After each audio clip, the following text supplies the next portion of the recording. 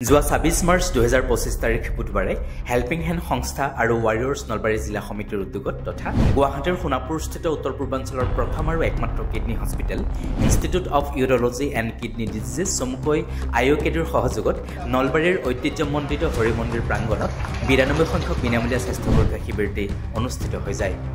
Kidney hospital IOKDৰ মুখ্য পৰিচালন সঞ্চালক তথা মুখ্য ইউৰলজি বিশেষজ্ঞ লেজাৰমেন অফ ইণ্ডিয়া খ্যাত ডাক্তৰ অৰূপ কুমাৰ নাথৰ তত্বাৱধানত চিকিৎসক তথা স্বাস্থ্যকৰ্মীৰ এটি সজাতি দলে প্ৰায় অৰ্ধশতাধিক ৰোগীক কিডনী তথা প্ৰস্ৰাৱজনিত সৰু ৰোগৰ চিকিৎসা বিনামূলীয়াকৈ প্ৰদান কৰাৰ লগতে ঔষধো বিতৰণ কৰে। বিনামূলীয়া স্বাস্থ্য পৰীক্ষা শিবিৰ আৰম্ভ হোৱাৰ পূৰ্বে বহুমূলীয়া ভাষণ ৰাখে মানৱ দৰদী চিকিৎসক তথা কপিলী মানৱ ৰত্ন বঁটাৰে বিভূষিত লেজাৰমেন ডাক্তৰ অৰূপ কুমাৰ নাথ আৰু সমাজসেৱক শ্ৰী শ্ৰী যতীন্দ্ৰনাথ কৃষ্ণ দাসদেৱে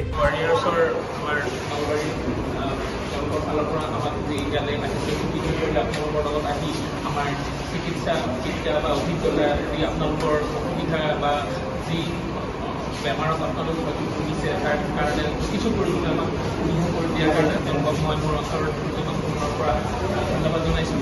আৰু এজন বিশেষ ব্যক্তি শ্ৰী শ্ৰী যতীন্দ্ৰনাথ কৃষ্ণ দাস তেখেতৰ লগত আমাৰ সংস্পৰ্শ যোৱা এবছৰমান আগৰ পৰা আৰম্ভ হৈছিল আৰু তাৰপিছত আমি মেজাৰমেণ্ট খ্যাত IOKDৰ পৰিচালন সঞ্চালক মুখ্য ইউৰলজিষ্ট ডাক্তৰ অৰূপ কুমাৰ নাথ, যাৰ কাৰণে আপোনালোকে ৰখি আছে। আমি আয়োজক কমিটিৰ ফালৰ পৰা এখন ফুলাম গামোচাৰে ছাৰক চিনাকি কৰাবলৈ আমি অনুৰোধ জনাইছোঁ।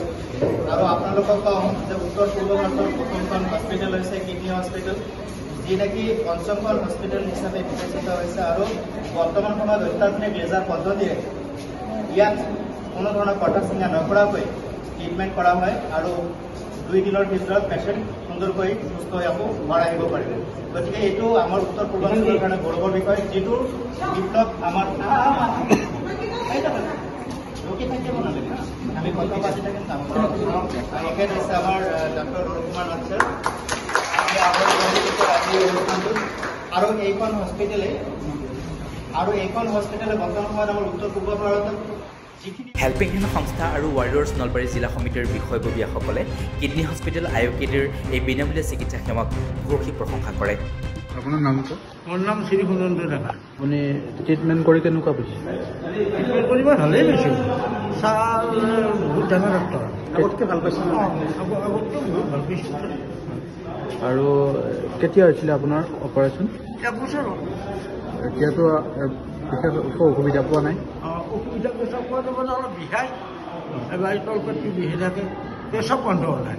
আগতে বন্ধ হৈ গৈছিল মোৰ পেচাব। নলবাৰীৰ হৰি মন্দিৰ প্ৰাংগণৰ পৰা প্ৰণৱ দিহিঙীয়াৰ সহযোগত অম্লানজ্যোতি শইকীয়াৰ ৰিপৰ্ট, নিউজ হেল্থ প্লাছ।